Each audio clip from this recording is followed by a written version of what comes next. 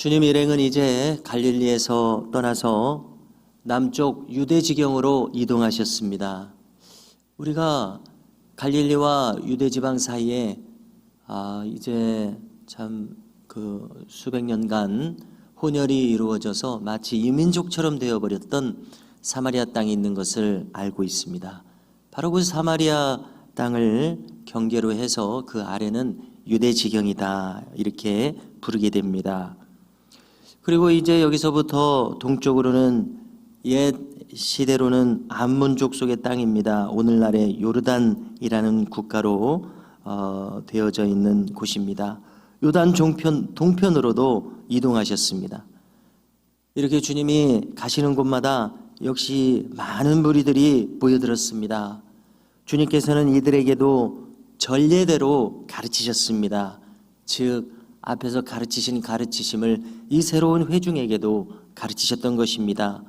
예를 들어서 산상수훈의 말씀이라든지 마태복음 13장의 천국 비유들이라든지 마태복음 10장의 제자도와 같은 중심적인 교훈들을 가르치셨을 것입니다. 그런데 오늘 본문을 보니까 바로 이와 같은 상황에서도 바리새인들이 어김없이 등장해서 주님에게 불순한 질문을 던집니다. 그들은 배우려고 질문하는 것이 아니었습니다. 알기 위해서, 따르기 위해서 질문하는 것이 아니라 주님에게 무엇인가 대답하기 곤란한 질문을 던져서 주님을 함정에 빠뜨리기 위한 포석으로 이와 같이 불순하게 질문을 던졌던 것입니다. 그들이 이번에 던진 질문은 이혼에 대한 것입니다. 사람이 아내를 버리는 것이 옳으니까? 왜 옳겠습니까? 아무래도 관계가 깨지는 것은 좋지 않은 것입니다. 바리새인들은 그러나 주님이 옳다고 해도 문제 삼을 것이요 그러다고 해도 문제 삼을 사람들이었습니다. 그런데 여기서 주님께서는 바로 대답하지는 않으시고 오히려 역으로 주님이 이제 대답하실 것을 전제로 해서 역으로 질문하셨습니다. 3절입니다. 그러면 모세가 어떻게 너희에게 명하였느냐? 이것은 창세기부터 신명기까지 모세 오경이지 않습니까? 그래서 이 율법서에 어떻게 이 부분에 대한 그 규례나 율법이 주어졌는지를 물은 것입니다. 자, 그런데 이 질문에 대한 대답은 이미 주님도 알고 있고 저 바리새인들도 다 알고 있는 대답입니다. 왜냐하면 내용인즉슨 모세는 이혼 증서를 써주는 조건으로 이혼을 허용한 대목이 나오기 때문에 그렇습니다. 이를 잘 알고 있는 바리새인들이 그대로 대답합니다. 모세는 이혼 증서를 써주어 버리기를 허락하였나이다. 우리가 어떤 말을 할 때에는 이 말에는 감정과 의도를 담기 때문에 흔히 아다르고 어다르라고 말하지 않습니까? 바리새인들의 이 대답을 들어보십시오. 모세는 이혼 증서를 써주어 버리기를 허락하였나이다. 아무래도 이들의 이 말을 읽을 때에 바리새인들은 버리기를 허락하였나이다, 버려도 된다는 데에 강조점을 두고 있는 것처럼 들립니다. 모세가 이 규례를 이야기한 것은 무슨 동기에 의해서입니까? 바로 이혼이 불가피한 상황이 있다는 것입니다. 그렇지 않습니까?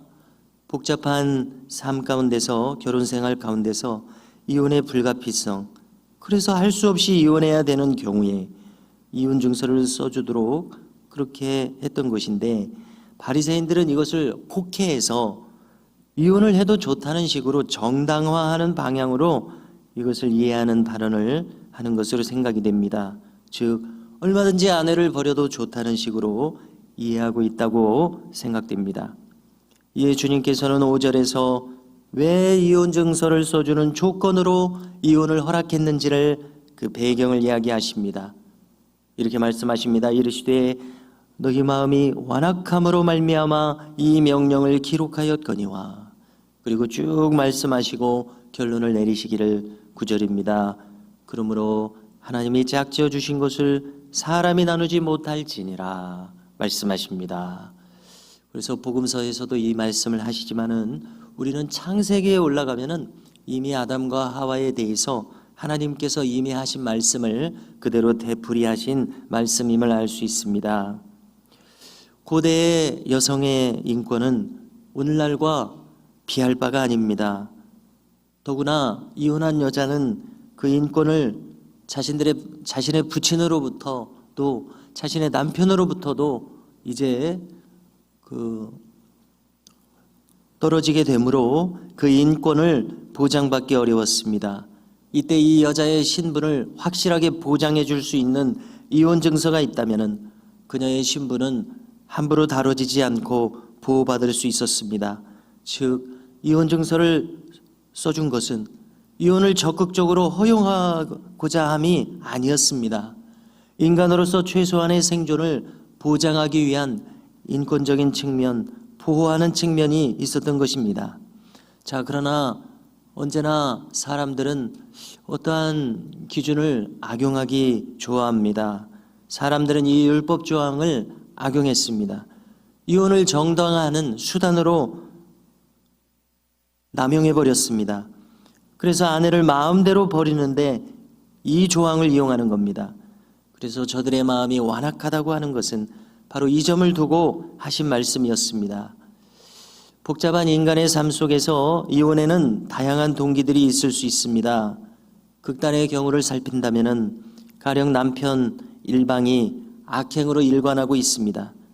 이때 아내는 극단의 경우에 자신의 생명을 보장받고 보호받기 위해서 이혼을 선택해야 할 수도 있습니다. 그런가 하면 또한 배우자가 부도덕하여 결혼 관계에 충실하지 않는 경우도 있습니다. 즉 이혼이 불가피한 경우가 있을 수 있습니다. 그러나 여기서 분명 문제는 있습니다. 자신의 이성에 대한 욕망을 채우기 위해서 이혼을 강행하는 경우입니다. 인간의 완악함은 이렇게까지 신의를 저버리기도 합니다. 상호간의 신뢰를 저버리는 배우자가 있습니다. 그 본질을 생각한다면 그것은 신의와 사랑으로 맺어진 인간관계에 대한 파국이 일어난 것입니다. 사람으로서 서로의 관계가 깨져버린 것입니다. 그러므로 우리가 이것을 확대해서 생각할 때 이 관계에 깨지는 일은 비단 결혼관계에만 국한되지 않습니다. 다른 모든 인간관계도 마찬가지입니다. 부모자식 관계에서도 직장에서도 지역에서도 관계가 깨지는 이유는 누군가 과하게 자기 욕심과 자기 고집을 택하기 때문에 그렇습니다. 많은 경우에 이기적인 선택, 타인을 향한 무배려가 관계를 깨지게 합니다. 우리는 무엇보다도 사람 사이의 관계를 중시해야 할 것입니다. 그래서 최악의 경우를 생각하지 않을 수 없습니다. 그 경우에 혹 타인이 나를 향한 신의를 저버릴지언정 내가 먼저 신의를 저버려서는 아니 될 것이라고 생각합니다. 오늘 이 말씀을 우리에게 주시면서도 주님께서는 마음속에 숨은 동기를 살피도록 말씀하신다고 생각합니다. 부부간의 윤리는 사랑과 신의입니다. 우리는 거친 세상 속에서 살아가고 있지만은 나로서는 나의 본분과 책임을 다하는 사람, 내가 먼저 신의를 저버리지 않는 사람으로 살아갈 수 있기를 주님의 이름으로 축복합니다.